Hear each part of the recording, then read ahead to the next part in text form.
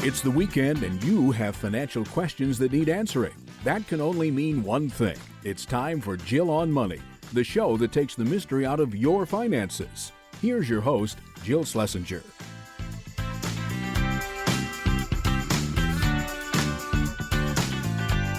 Welcome to the Jill on Money Show. This is the program that takes the mystery out of your financial life. Let's get started. Let's talk to Chris from outside Philadelphia. Hello, Chris. Welcome to the program. Thanks so much for having me on, Jill.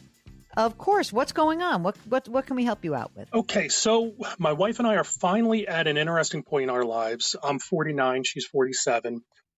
We kind of just nailed down most of our debt. So our credit card balances are at zero. Any kind of revolving debt we had is gone, which is fantastic. Obviously, we still have, month to month, and there's two major ones we have not yet paid down. That's our home, our mortgage, and then my wife's student loan from many, many moons ago.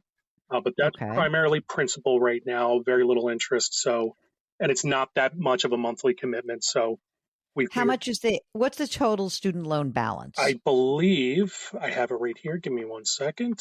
$4,600 is what she owes. That's it? That's it. Okay, great. How much is your house worth? Our house, it depends on who you're asking, anywhere from... I'm asking you, baby.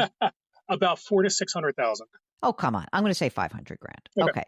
What is the mortgage outstanding? 194. What's the mortgage interest rate? It is at 3.35. So we're not paying anything extra on that, are we? We are not. Good. Thank goodness. Okay. So old student loans going to get paid off. When you said you paid off your debt finally, what was the hole that you had dug yourselves into? It was primarily credit card debt and then turning that into personal loans to try to manage that. So after our first child was born, about a year later, I lost my job and I was making right around six figures. And I immediately, without thinking, went and got another job making about a quarter of that. Turns out I would have made a lot more actually on unemployment. Interesting. But then we had a second child because we were both working and had different schedules, my wife working overnights. We put them both into full-time daycare, which was my entire take-home salary plus more. So that just kind of, now we're actually happy where they went. They're both fantastic students and children, and they're going to be amazing people. But that did hurt. When is a parent, Chris, when is a parent going to come on the show who says, I have a horrible kid? I want that parent to come on. I can share names with several people if you need that afterwards. Okay. No. I'm just kidding you. That's great. Okay. Yeah. So how much debt did you accumulate during that weird time? I would say close to $60,000, $70,000. Wow. Just and over so the years. Yeah. Amazing. And you dug out. So good for you. Congratulations, number one. Everyone listening, hey, this is like somebody who got to the other side of it. So Chris, how much money are you earning right now? Combined, we're at about $184,000. And how old are the kids? One is 17. He's going to be a senior. And the other is 13. And she's going into the 8th grade. Will 17-year-old be heading to college, do you think? Yes. And this is where we have a wonderful conundrum here. He is brilliant. He is literally top in his class in his junior year out of over 400 students. His SAT scores and ACT are near perfect. And the schools we're looking at, I mean, these are reach schools for everybody, but they are Harvard, MIT, Stanford, schools like that. So he's going to get into a very good, expensive school. Now, can I give you the good news on that? Yes. Those are schools that, I mean, despite all of everyone's craziness about these schools, a lot of these schools have big endowments. And if you make under 250,000, which you guys do, chances are you're going to get a lot of this paid for. That is correct. At those schools. Yes. At those schools. I mean, it may not be the case if this kid goes to Penn State, because that may not be the case, right? But those schools, yes, for sure. Yeah. So, most college, actually, I believe every university in the country has to have a calculator on there, and you can just put in some quick numbers. So he would get significant and this is just financial aid, no merit-based scholarships, financial aid alone. We'd be on the hook for anywhere between $25,000 to $35,000 a year at a private institution where it's, $95,000 a year to go out of pocket. Penn State, we would not qualify for. But again, he'd be in the honors college and most likely he'd get some significant scholarships. Okay. Well, that's good. So just without scholarship, that's Have you saved any money for them or during this period were you not able to? So we actually, right when he was born, we did set up a 529 for him. That's got about 17,000 in it right now. And we Okay. literally just started one for my daughter for 1,000. Okay. That's fine. Because you were doing other stuff, which is important. Now, when you had all this debt, were you guys able to save for retirement or not? No, because one of the things I had to do was dive into my 401k to help nail down some debt. So is there any money left in retirement right now? So there is. Luckily, my wife was able to kind of ignore anything that was going on with her, and she has approximately 155,000 in her 401k, and Okay. I have about 64,000. Okay, so that's money. That's good. Mhm. And now do you have some money in the bank? So we are slowly starting to pile that up, but I'm about to get an inheritance. I would think within about a year or so. Both of my parents recently passed, Oh, and I'm sorry. oh, well, thank you. They had wonderful, long, healthy lives, until the end. But my father was very successful, especially with help from my mother. So Mm-hmm. I'm looking to get right around 250, possibly $300,000. Oh, okay. Anything else in your financial life that we should know about right now? So with the kids, again, they are the best kids on the planet, and being so good and brilliant and bright, they do get opportunities to go to travel for school programs. And these aren't Mm-hmm. little like let's go to Florida for $1,500. These are going to Switzerland to a physics camp for $7,000. Things like By that. the way, Mark, when's the last time you were invited to physics camp? That would be never. I love that. And I'm Okay. right there with you, Mark. This is all new to me and my wife. Where like these things don't happen. So to kids in Pennsylvania. So these are again wonderful problems to have. And we know my daughter is going to get similar opportunities. So we'd love to try to make sure that there's money set aside for them, that it's not tied up in any way where we can't access it. We'd love to be able to provide for them and still maintain just a normal, regular life. We have almost every subscription service you can think of, Mm-hmm. Netflix, Disney Plus, all of them. So our out of pocket per month is still up there, and we love to eat out. So we'd love to continue our lifestyle now, save for the future and for our kids. But with that credit card and personal loan debt wiped away, what is it that you think you do spend on a monthly basis? I would conservatively say we're right around $400 to $4,500 per month in just our regular expenses. So like our health insurance, car insurance, things like that outside of. But what if I have to pay for your damn kid to go to physics camp? So luckily you don't have to pay for that, but I do. But that's going to be a good $8,000. He's a year. I would assume he went to with the Latin club. Yes, they still teach Latin, and some kids still enjoy it. He went to Italy last year. That was a good $6,000. So it's fair to say that $5,000, if we wanted to incorporate the goodies, we'd make it $6,000, right? Correct. We'll get back to Chris in just a second. If you've got a question, go to JillOnMoney.com and click the Contact Us button.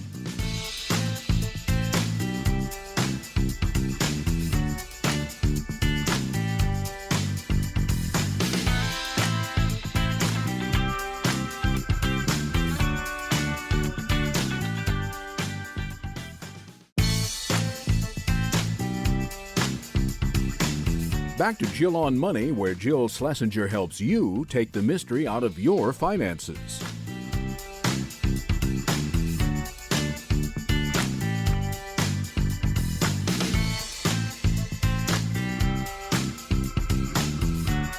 You're back. It's the Jill on Money Show. We are here trying to help you navigate all the different aspects of your financial life. So if something has come up, if you've got an issue, maybe you're thinking about a new job, maybe you're thinking about selling your house or buying a house, maybe you're thinking about retirement or how to fund your kids' college education, just get in touch with us. You can go to JillOnMoney.com. That's our website, which you should bookmark.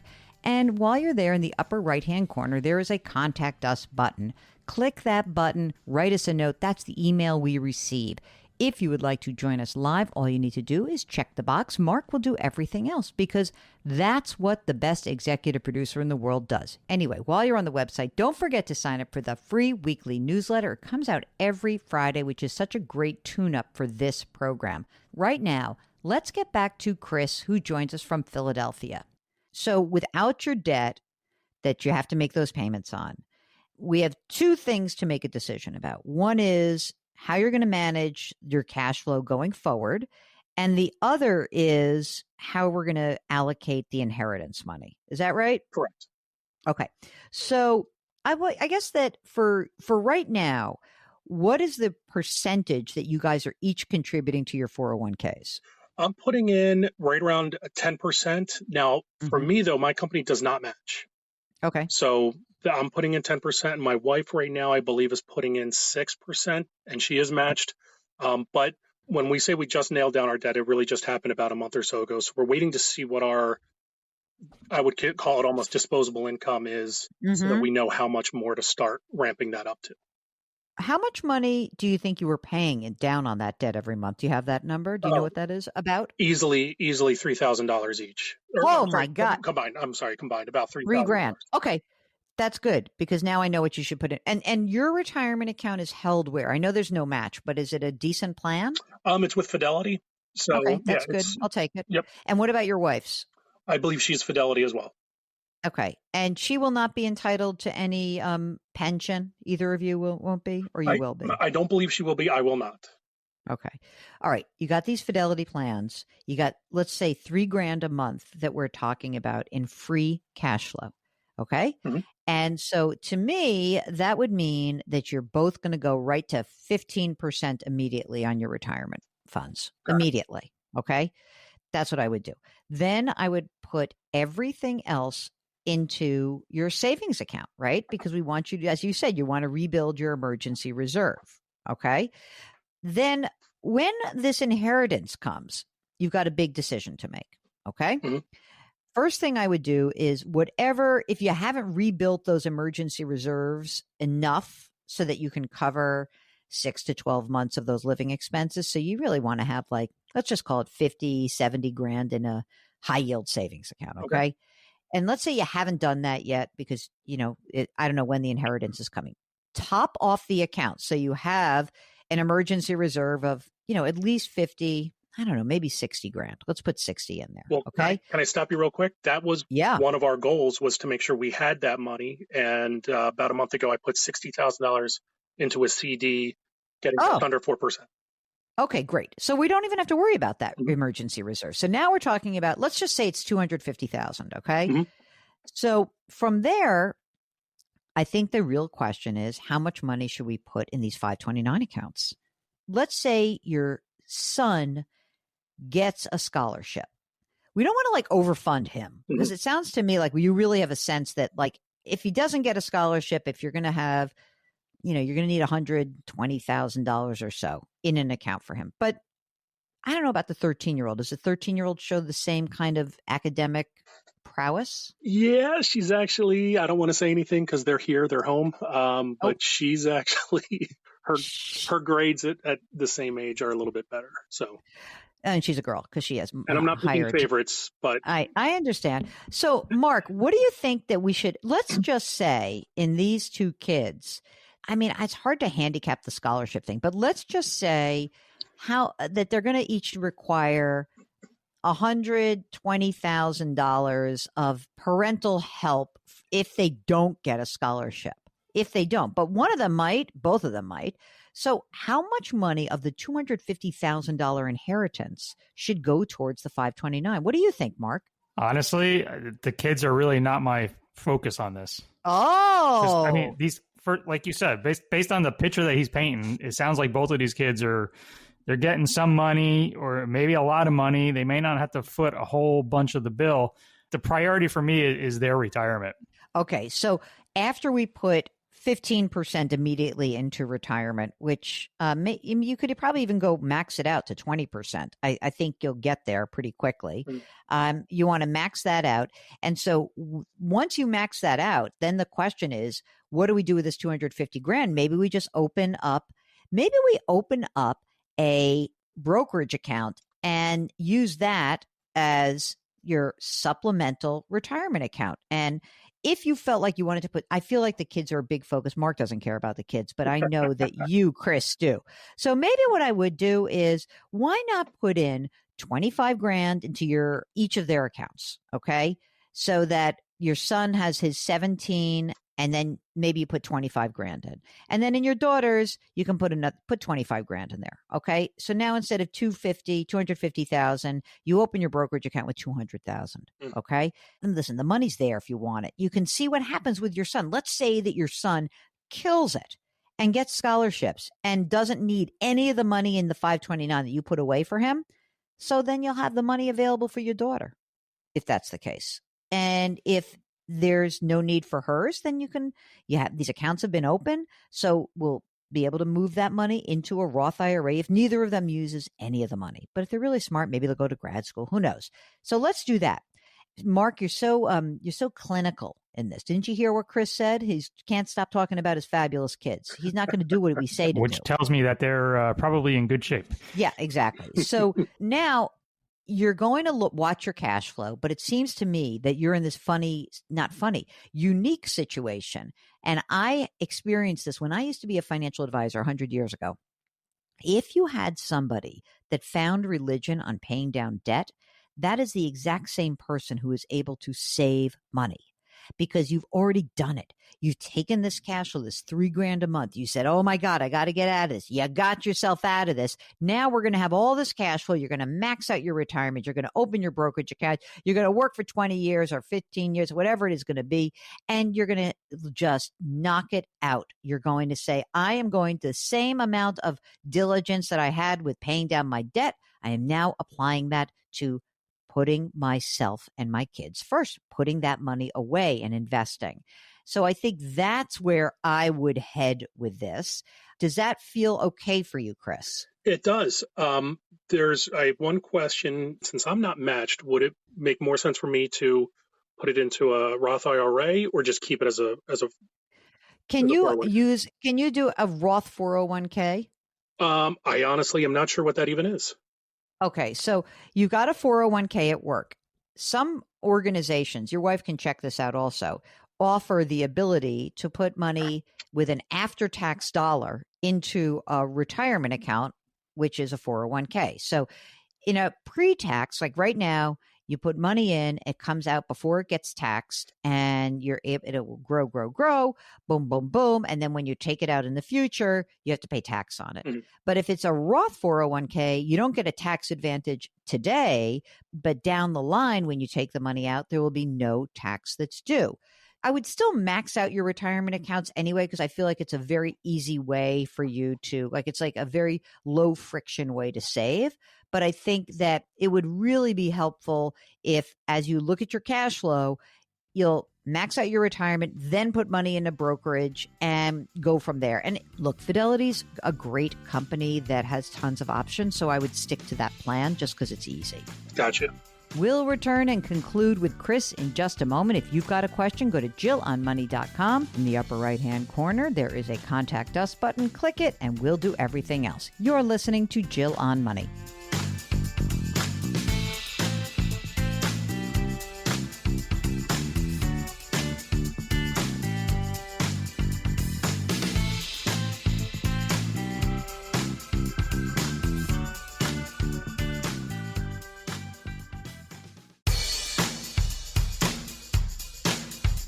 Do I invest here? Should I put my money there? Jill Schlesinger can help you. Back to Jill on Money.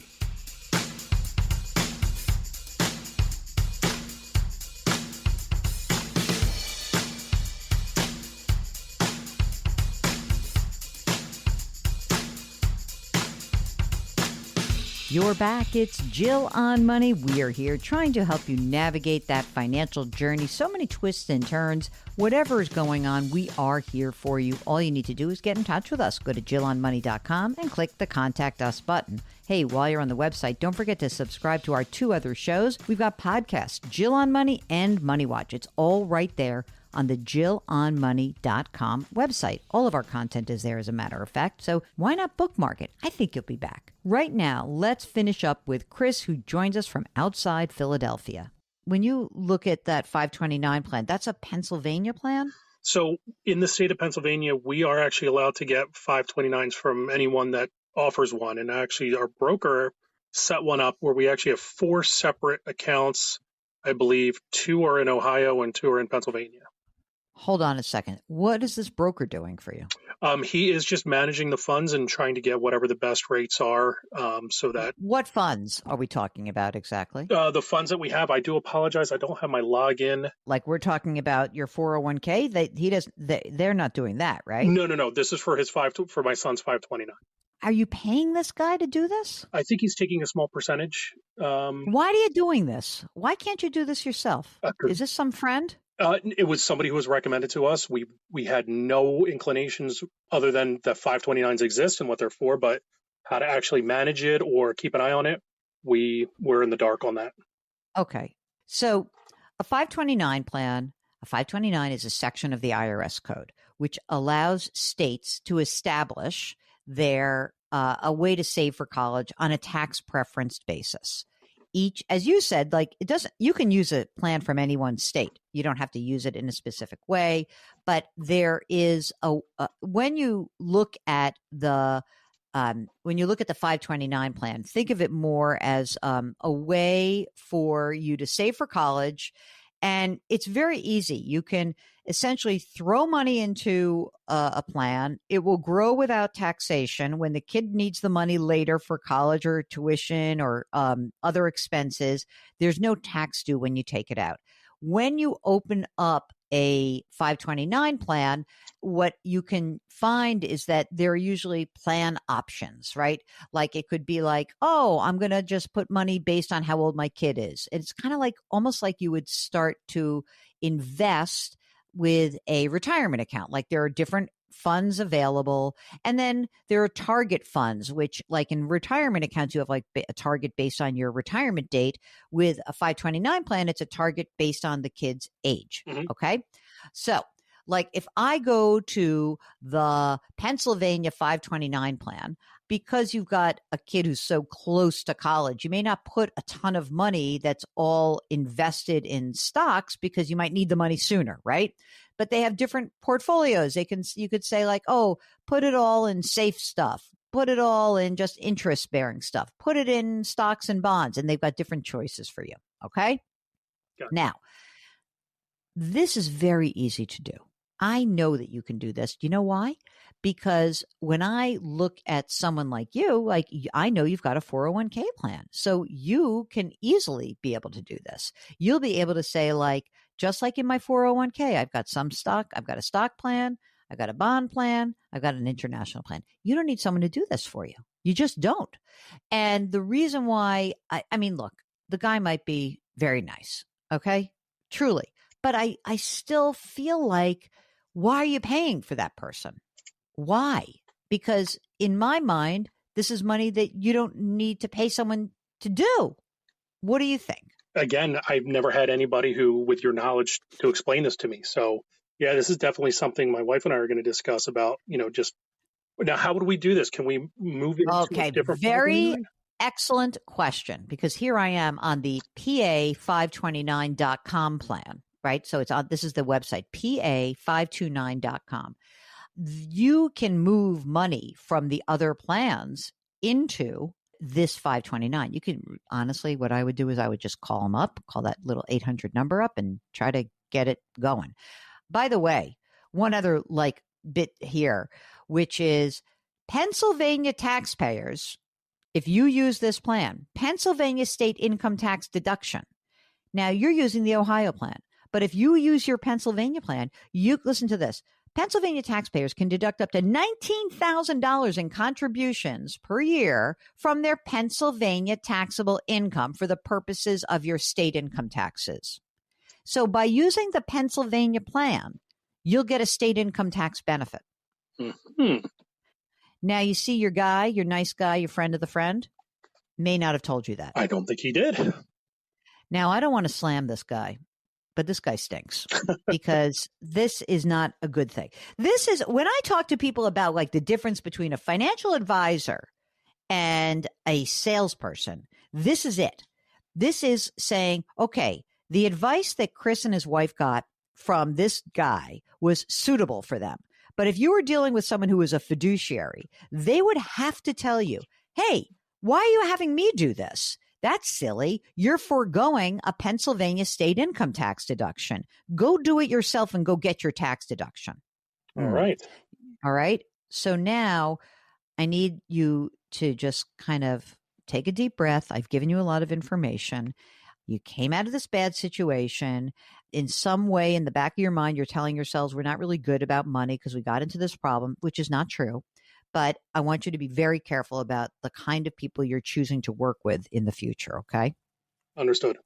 Last but not least, do you and your wife have your estate documents completed?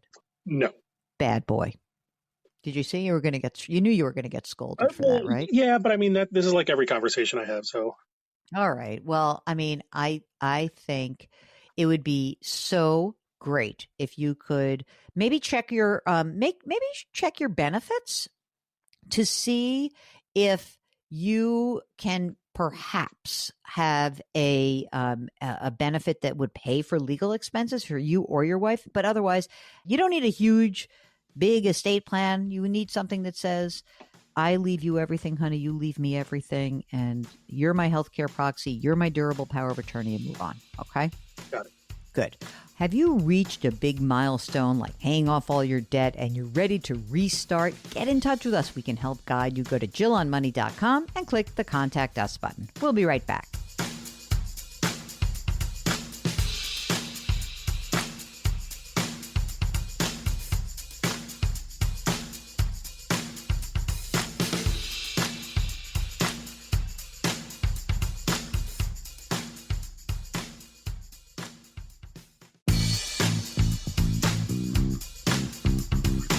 Welcome back to Jill on Money, where Jill Schlesinger takes the mystery out of your finances.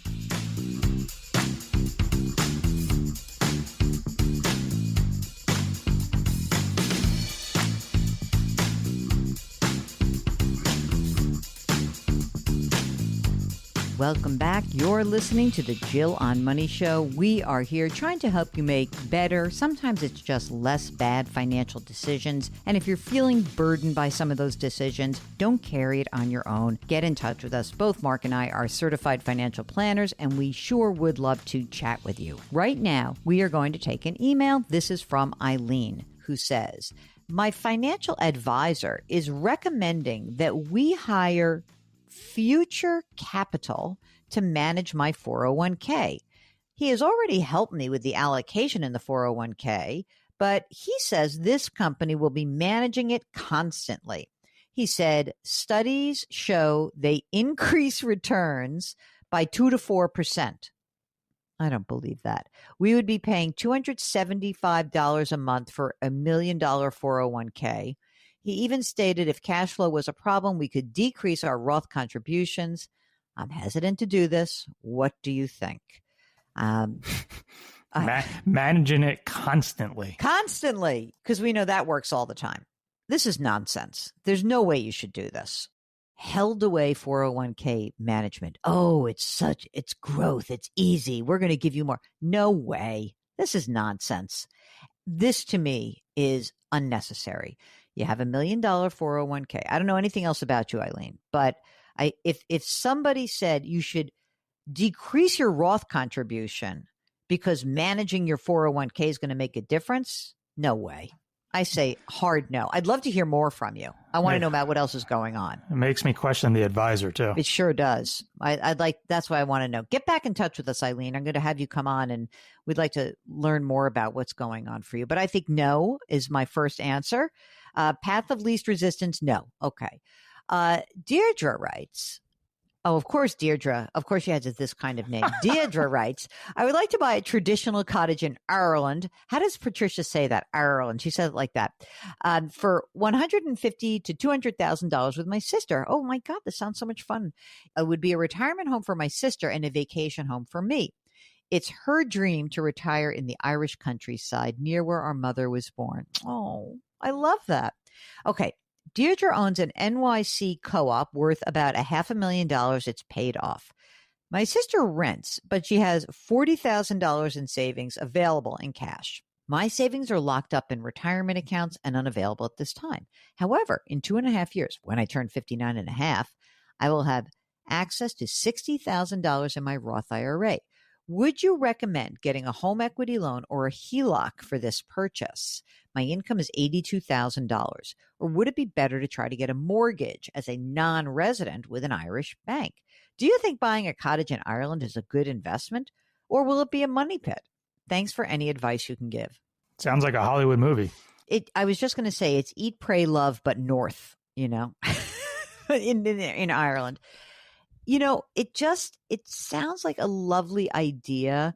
I am reluctant to give you advice on this because I really don't know what else is going on for you.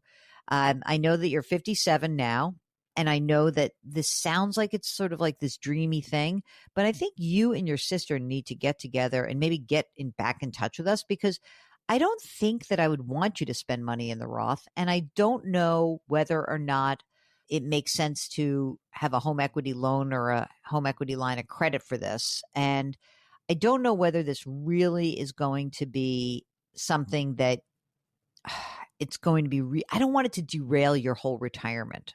That's what I really think. So I need to know more about, where your sister is in her life in terms of age and what she would be entitled to in terms of income. And for you also to understand what your plans are, because you can access money at 59 and a half. I don't know if you should do that. I have absolutely no opinion on buying a cottage as an investment. I don't think most people should do these things as investments. I think you should do that to, make a dream come true. But I don't know if you could actually do it. Okay. So that's what I would say. Okay. What else do we have? Oh, so I wrote this article called Social Insecurity 2033 after we got a report out from the Social Security Board of Trustees that basically the Social Security Trust Fund will run dry by the year 2033.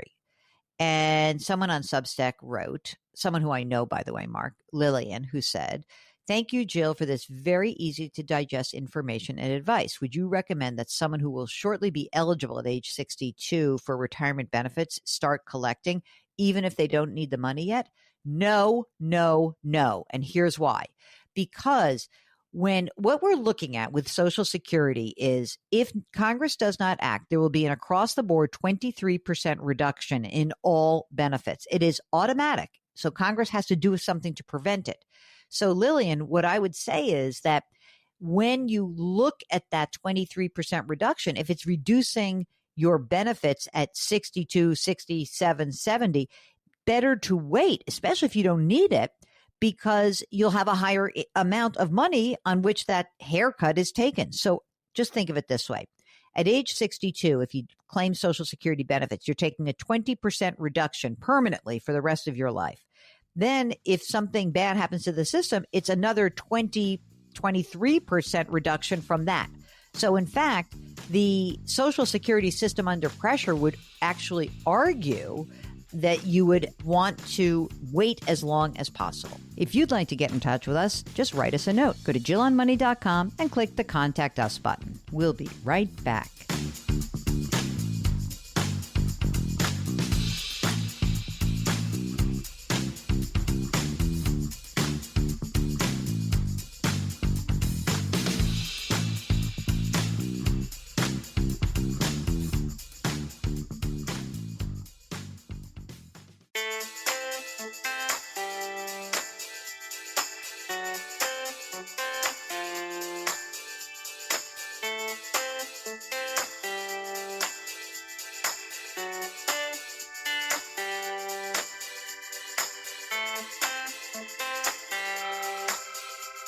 Welcome back. It's Jill on Money. We are here talking to you about whatever is important in your financial life. And really, it's whatever's important in your life that happens to impact your money, because so many of our decisions do impact our financial world. So if something's going on, just get in touch with us. Go to JillOnMoney.com and click the Contact Us button. When you do so, a form pops up. That is the form we receive as an email. And if you'd like to join us live, check the box. Mark will do everything else. Let's finish up this hour with an email from Kenneth, who writes, I'm wondering your opinion and the advantages versus disadvantages, pitfalls, of keeping all income and expenses separate in a marriage. We have dear friends that have decided to divide all finances in half in their household and personal lives. Separate income, separate expenses. They've been married for over 50 years. And they've had some disagreements over each other's spending habits. So now it's mine is mine, yours is yours, and the house is still ours. It seems like a lot of meaningless paperwork, but asking for a friend. Are there problems for them in the future? They're both in their 70s. Do a lot of people operate this way, and does it avoid problems now, or does it cause some in the future? They have 3 grown kids, all are out of the house. Kenneth, this is a great question.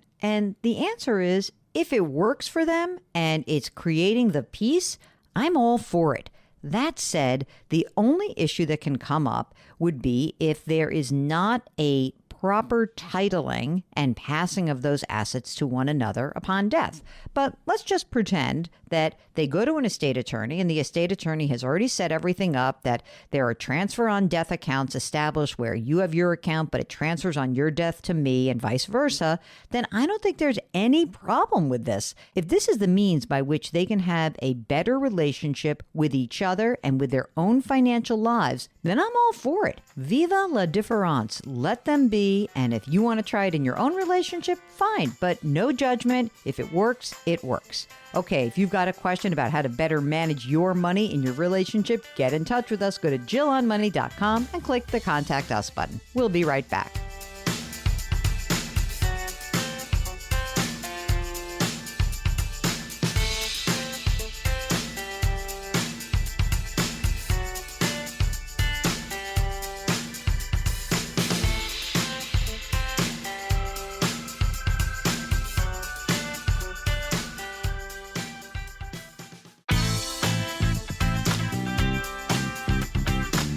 It's the weekend, and that can only mean one thing. You're listening to Jill on Money, the show that takes the mystery out of your finances. Here's your host, Jill Schlesinger.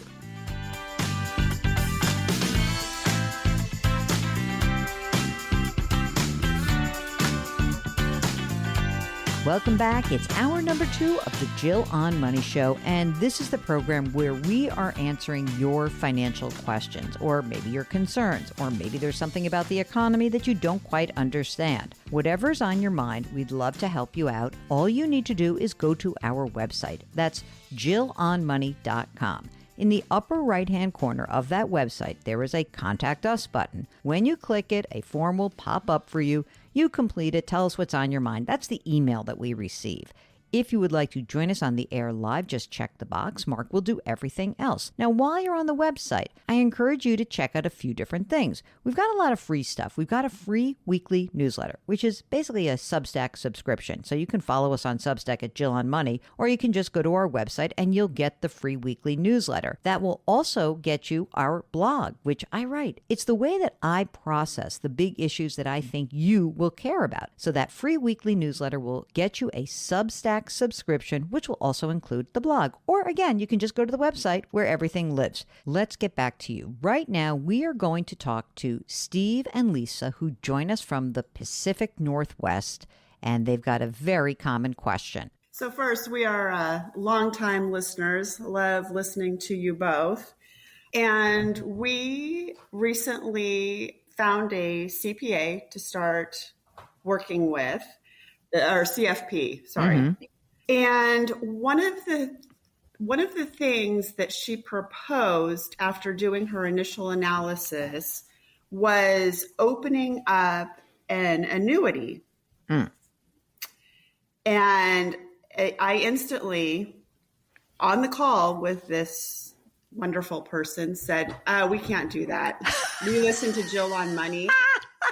And she said, that crackpot? And she just said, well, would you at least just hear us out? Okay, yeah, sure. We'll hear anyone out. Yeah. So I'm like, okay, I've got an open mind. And we listened. And then it was kind of like, wow, I guess I don't understand the downside of this. And so that you have some of the background. Yeah, let's do that first. Yeah. So Steve is 58, retired, has been for, 5 years. I'm 55. Okay. Still working. However, I'm thinking about hanging it up the end of 26 so that we, can enjoy some retirement time. Sure. Can I just interject one quick question? Steve, did you retired 5 years ago? Did you have a big pension? Is that why you were able to retire? No, I just, I've been a pretty good saver all my life. Our assets were to the point where I just felt it was safe to stop working. What the hell have you been doing for 5 years while your wife is toiling away? I'm already jealous and angry that on behalf of your wife for this. I keep him busy. Okay, good. Sometimes I wonder what I've been doing the last 5 years, to be honest with you. But, we have some property, and so I keep pretty busy. Just maintaining that probably is. Okay. All right. Let's hear about this. So, Lisa, you're still working. How much do you earn? About 120. Do you guys have kids? We've got 2 kids, fully launched. Yes. That's nice. How'd you do it? Come on. What's the secret? Oh, Lord, I don't know. Good luck. Well, they just knew that, we paid for college. Yeah. And after the end of that, they were on their own. Okay. We told them when they went to college, they had to study something that was going to get them a job when they were done. Yeah. Oh, that. I just want to, Steve, did you say you were 58 or 68, a 5 or a 6? 6. 6. Okay. That makes more sense than me coming down hard on you.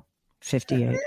Jeez, that Jill. Okay. So you guys have saved a bunch of money. Tell us a little bit about what you've saved. We've got it in about 3 different brokerages. Okay. Hit me with those. Okay. So with Fidelity, in my name, there's about $920,000 in an IRA rollover, and another $10,000 in HSA. So Lisa has about $400K in a 401K at her employer, and then another 110 in a just individual equities. In equities. Stock. Yeah. Okay. Got it. And then another 100,000 that's in her company stock. Steve, 10, is that 100,000 in company stock all vested? Yes. Okay. Got it. Keep going. And 10,000 in cash.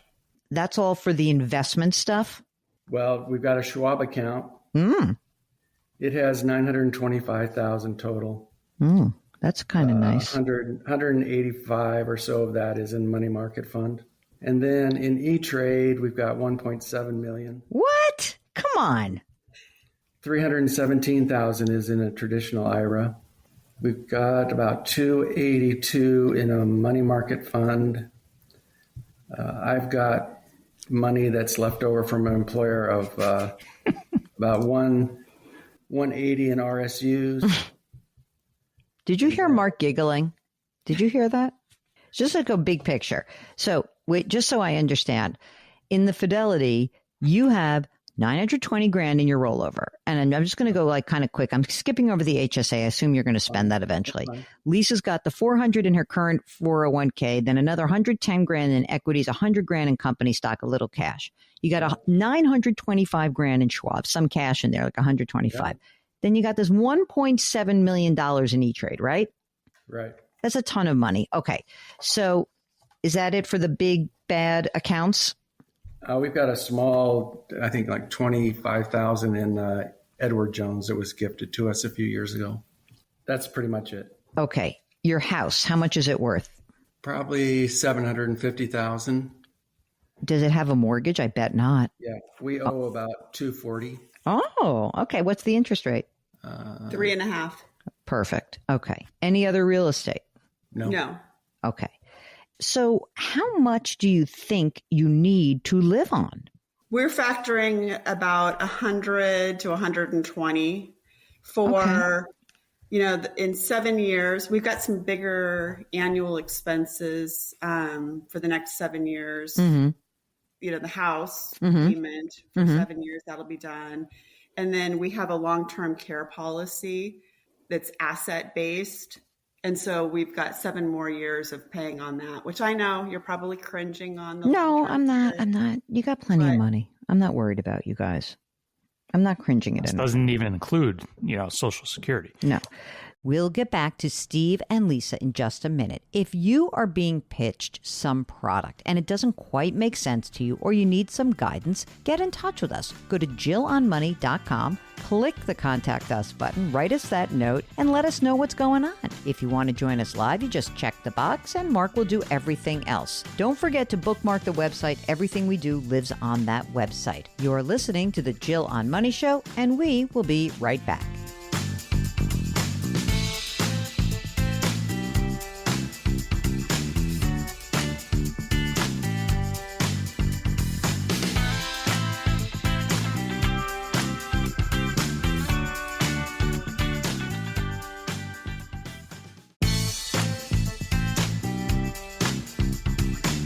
Back to Jill on Money, where Jill Schlesinger helps you take the mystery out of your finances.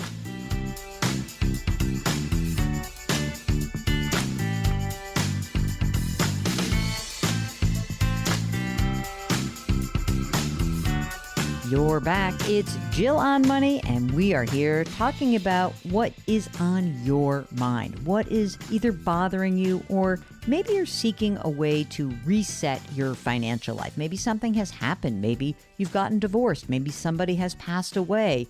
Maybe there's a happy milestone. Who knows? If there is something going on and it requires another set of ears and eyes on a situation, get in touch with us. Both Mark and I are certified financial planners. We don't do it for a living. We do the show, and I'm on media for a living. But I love that designation because it gives you a clue that I like to hear the whole story, the holistic approach to your financial life. So if you'd like to get in touch with us, just go to JillOnMoney.com. Click the Contact Us button, write us a note, and if you'd like to join us live, just check the box. Mark will do everything else. While you're on the website, you can check out our subscription service. It is called Jill on Money Live.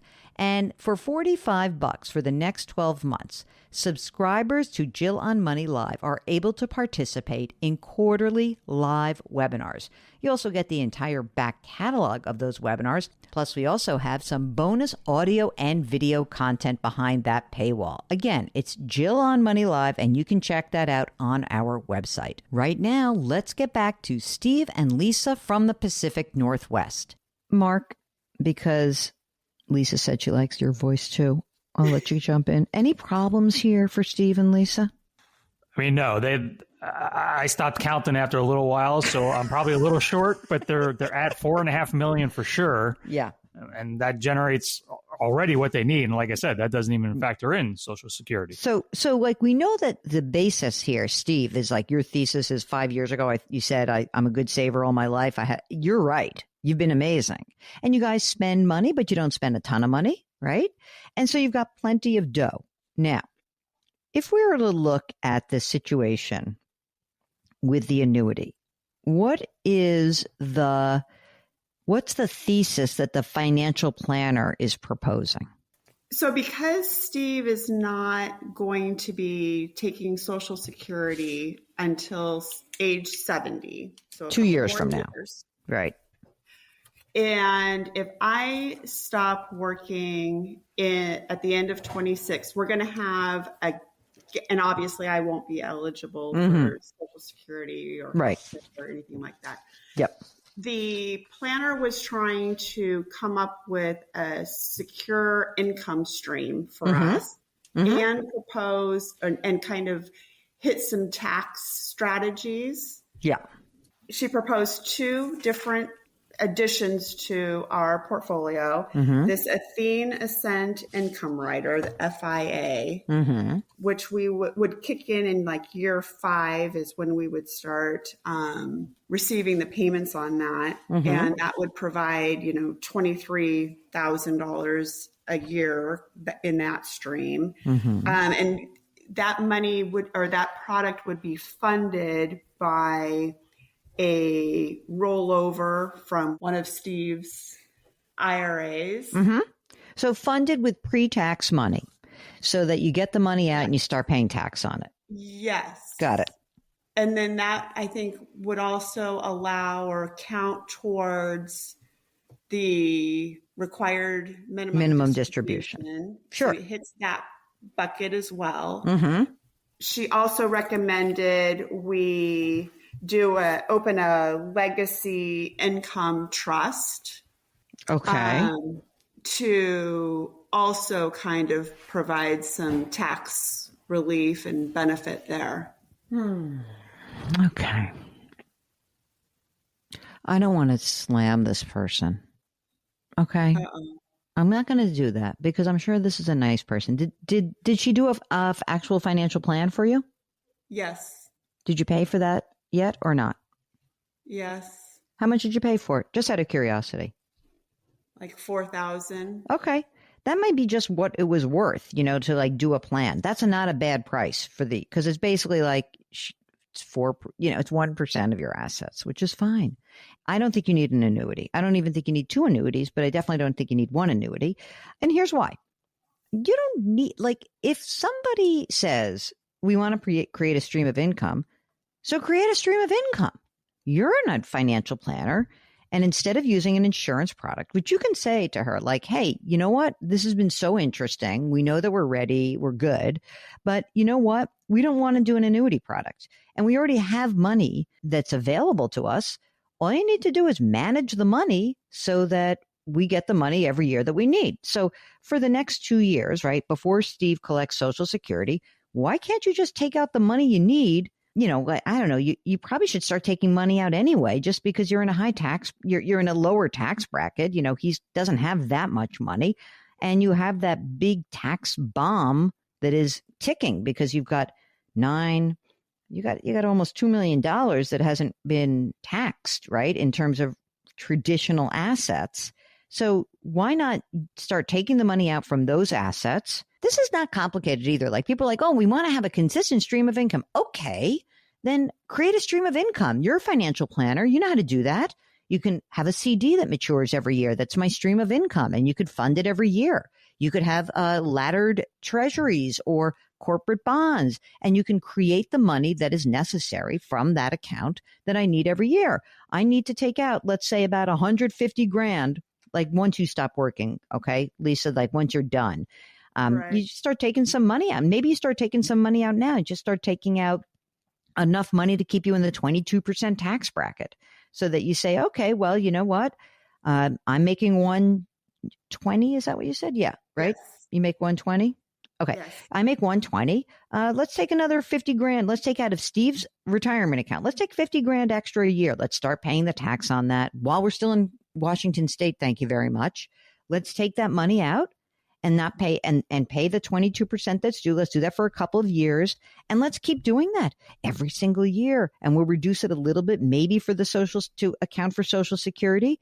And we start taking money out of Steve's account as we need it. And that's it. And what I would ask this person, I would ask her is, we are uncomfortable with the insurance products. And you know what? Can't we do this with index funds? What are all our alternatives? We know that insurance products cost money. We also understand that what you're trying to do is minimize risk, but can't we just minimize risk by creating some bond ladders and calling it a day? You guys don't have the pressure of investing, taking on tons of risk because you've done such a good job of accumulating the assets. So that's what I want to ask you. Do you think, that's what I would ask her rather, does she think that she could do this with index funds? And if not, maybe you say, thank you so much. It's been great. And we can move on. And what about the legacy income? No. Why? What is this for? No, we do not need this. You have so much money. You don't, we're solving for a problem that does not exist for you guys. Okay? It doesn't. You don't need that. So again, you have this big pile of money. That money, you can convert it into a stream of income. There's no doubt about this. Everyone listening, it's not that I hate annuities. Annuities solve a problem often, which is people don't like inconsistencies in their returns. And yet, to be an investor means to actually assume some risk. And you guys are not sounding to me like people who are uncomfortable with risk. This is how I listen between the lines. When people say to me, like, how do you do a financial plan in, 15 minutes? It's because I'm hearing who you are. Okay. What I would say is this. I understand that this is a solution to many people's problems. I just don't think this is you. I don't think it's you guys that have this problem. So if you don't mind, I would like to offer you the assistance of somebody who could help you out. How about that? That sounds great. And that'll be somebody I know who will not use an annuity. I can promise you that. If you would like to join us to discuss anything going on in your financial life, it's just a few clicks away. Go to JillOnMoney.com and you'll see that Contact Us button in the upper right-hand corner. If you want to join us live, don't forget to check the box and we'll get in touch with you. You're listening to the Jill on Money Show.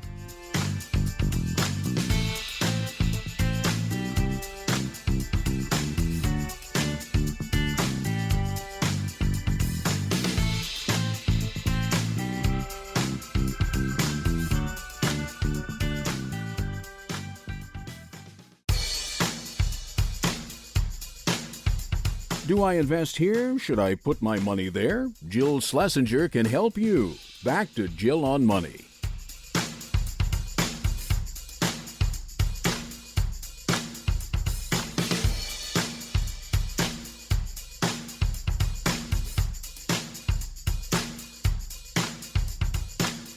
Welcome back. It's the Jill on Money Show. This is a program that is really about you, about the things that you hope to accomplish in your financial life that maybe would require a little bit of guidance. And Mark and I are both certified financial planners. We love providing that guidance. And maybe it's even a little coaching or mentoring or cheerleading. Some of you get in touch with us in order to kind of get permission for something that you'd like to do. That's okay. There are a lot of different ways to get there. And one of the things that we like to do is help you understand what is available to you, and then you can choose a little bit more wisely. I've been describing this show and our sister broadcasts, which are podcast Money Watch and Jill on Money podcast, as the Waze for your financial life, the Google Maps for your financial life. Lots of different routes.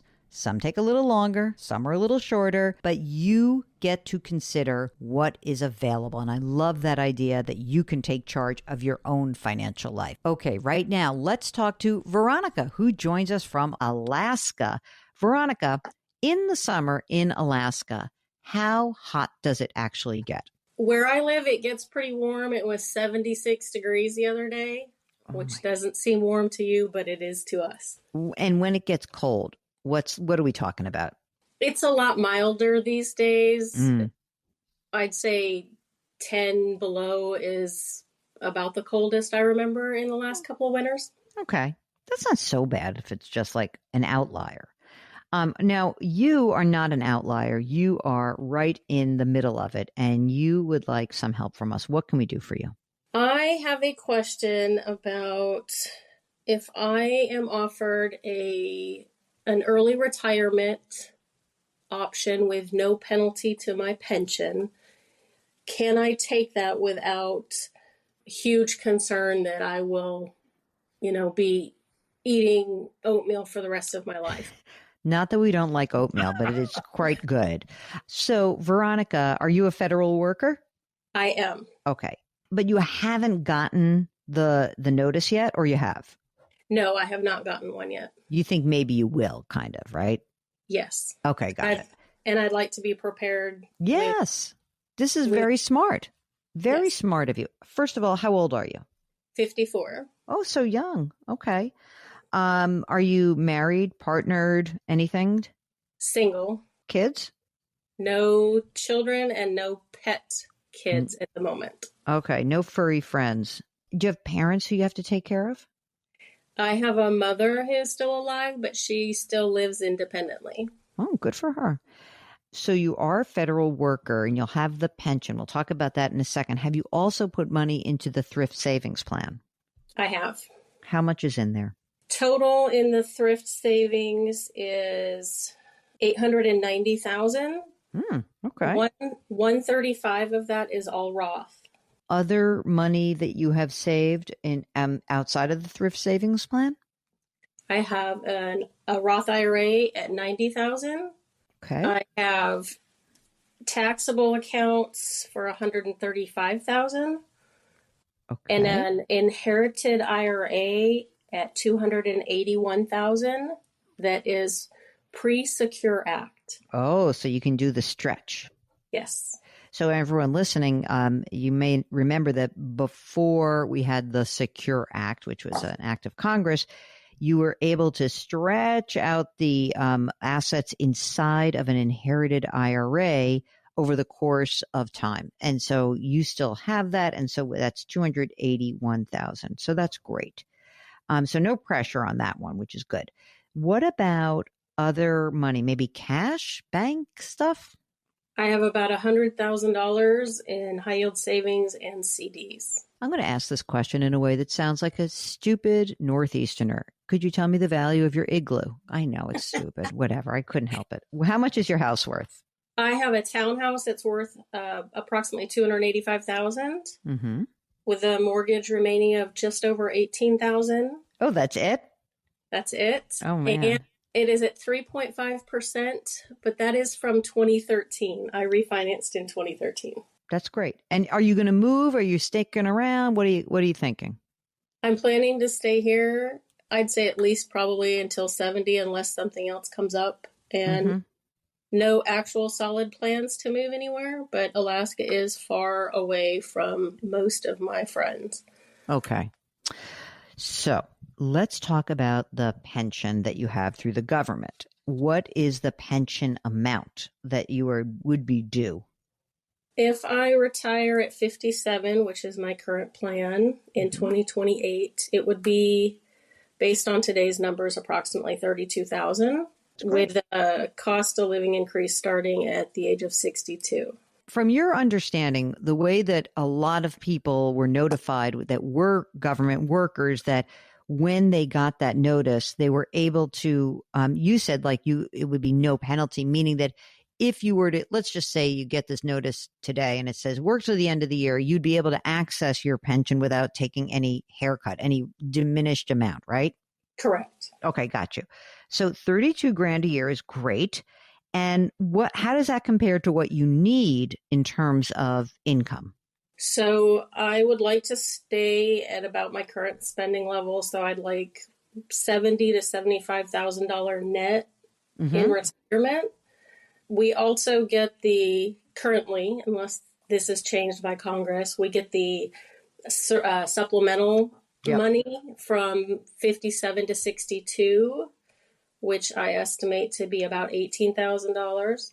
Right. And then that kind of prevents you from working a lot, right? Because you can't right. Okay. So what you would get is from 57 to 62, you would get $50,000.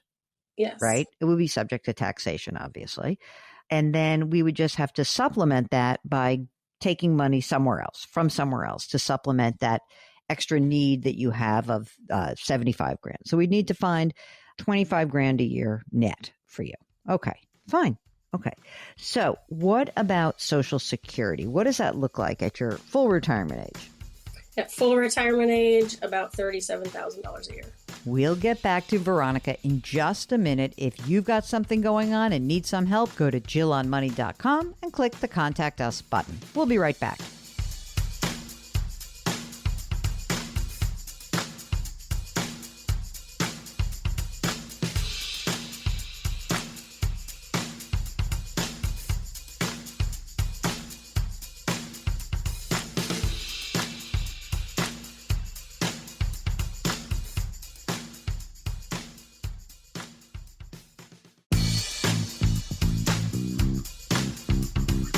Welcome back to Jill on Money, where Jill Schlesinger takes the mystery out of your finances.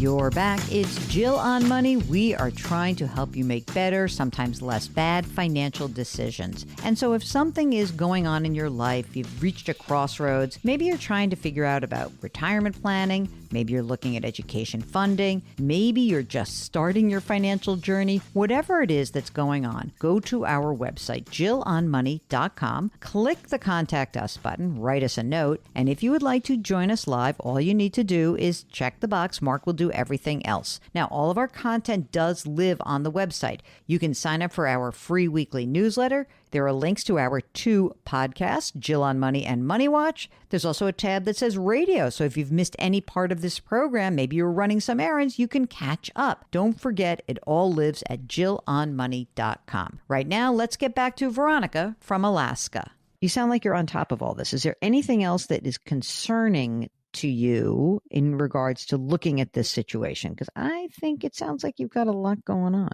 I think the numbers work, and I will probably have more than what I'm looking at for my necessary income in retirement. Mm-hmm. One of my big questions is, I think, yes, those numbers seem to work when I do the Definitely. math. If they don't, then we have a lot bigger problems than that. Yes. But theoretically, just like big picture, you keep working. How much do you earn right now? About 135 from my job. And you're putting money into your thrift savings plan into the Roth right now? Yes, 31,000. And you don't know when this could come. And if it doesn't come, you're just going to keep working, right? Yes, until 57. Okay, that's fine. Do you get health care? I do, and that's why I don't want to take an early retirement without the offer. I agree. Access to my health care.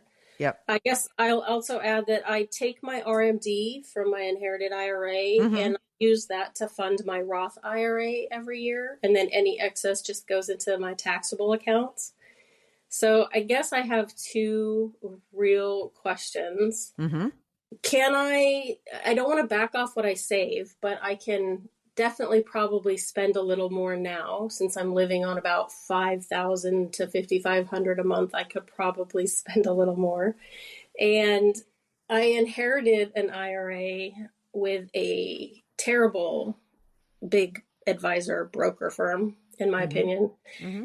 And I'm concerned because I've heard you say that the best time to make changes is when you inherit it. And that was over 10 years ago for me.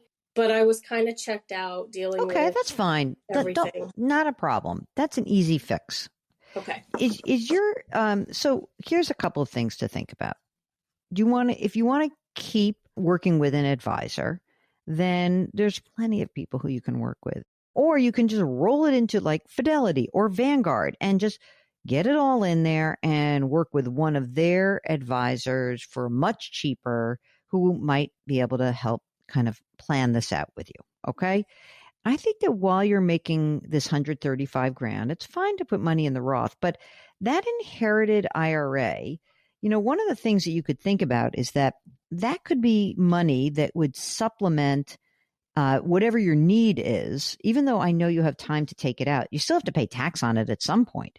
So you could access that money whenever you want, as opposed to, when you're 54, you can't get to your retirement account, right? You're not going to pull money out. So you could maybe start to use that inherited IRA if you want to, and then you can start pulling money out of your thrift savings plan to supplement you, which would just augment whatever you need and keep you within a tax bracket that is reasonable, because I don't know what the tax situation is in Alaska, but you're in the 24% bracket right now. You could stay in the 24% bracket and just keep pulling money out as you need it. Let the Roth grow. Let all the Roth assets grow, let the brokerage account grow, and you'll be fine. Everything's good. But you need some help managing this. And so we need to get you some help managing it. Isn't that what I'm hearing? Yes, and some tax planning, yes. Okay, maybe somebody who's going to be a fee-only planner. Maybe someone just does the plan for you but doesn't have to execute it. Do you feel like you want to take this back? And now that you've had some distance from, managing it yourself? Yes, I'd like to just have a fee-only plan and then regular checkups, maybe. Yeah, and then you manage it yourself, wherever that is. Correct. Okay, so here's what I'm going to suggest. In the meantime, I might find someone. I don't know if I don't know if I can know. I don't know anyone in Alaska. I would go to NAPFA, NAPFA, NAPFA.org. That is where you find fee-only planners. Those are folks who will not sell you a commission-based product. And what you can look for is someone in Alaska who will map out a plan for you. And that plan will help you streamline that. And they'll tell you use some index funds and you'll do it. And then that's it. Then you're done. And you're in really good shape, Veronica. Thank you. I mean, congratulations. It's not like you made a ton of money. It doesn't sound like, but I don't know. Is it expensive to live in Alaska? It is, but the cost of living has gone up everywhere. And yeah. I've always lived pretty frugally. So I'm trying to see my earnings as also a resource to improve my quality of life in other ways. All right. Well, good. Then improve your life and let's find you somebody. You could do some research at napfa.org and we'll see if I can get you someone in the Pacific Northwest. And you let us know if there's anything else that's going on, okay? Excellent. Are you contemplating an early retirement offer? Are you thinking about switching industries or careers? Whatever is going on, we want to help you out. Go to JillOnMoney.com and click the Contact Us button. If you're shy and it's just going to be an email, don't forget to give us a lot of detail so we don't have to follow up with you. You're listening to Jill on Money.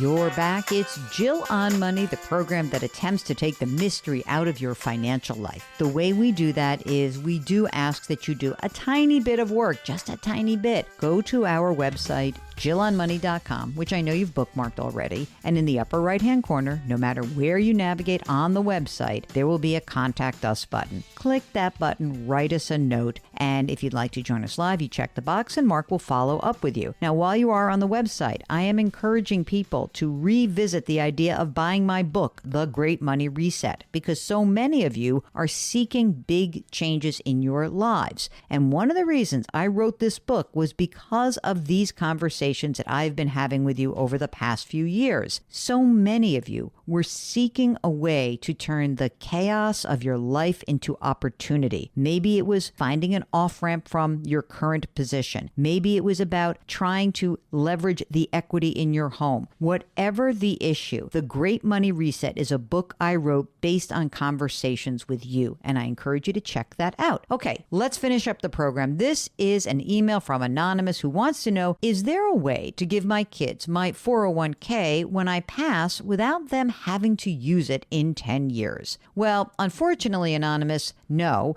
If they're inheriting a retirement account, the rule of the Secure Act is that they have to get that money out within 10 years. Alternatively, you could take the money out, pay the tax that's due, and start gifting to them. A lot of people think about doing that because maybe they are in lower tax brackets later in life than their kids will be. So it's a way to maybe pass assets more efficiently and give the kids a little bit of a tax break. But if your kids are in a much lower tax bracket than you are, then this doesn't work out quite as well. And I know that seems like it's unfair. There's only a couple of options, but retirement accounts are kind of stingy that way. There are a lot of rules around them. Well, okay, that is it. That is the program. Our music is composed by Joel Goodman. Mark Talercio is our executive producer and king of all things web. We ask that you lift someone up. Change your work, change your wealth, change your life. Thanks for listening. We'll talk to you next week.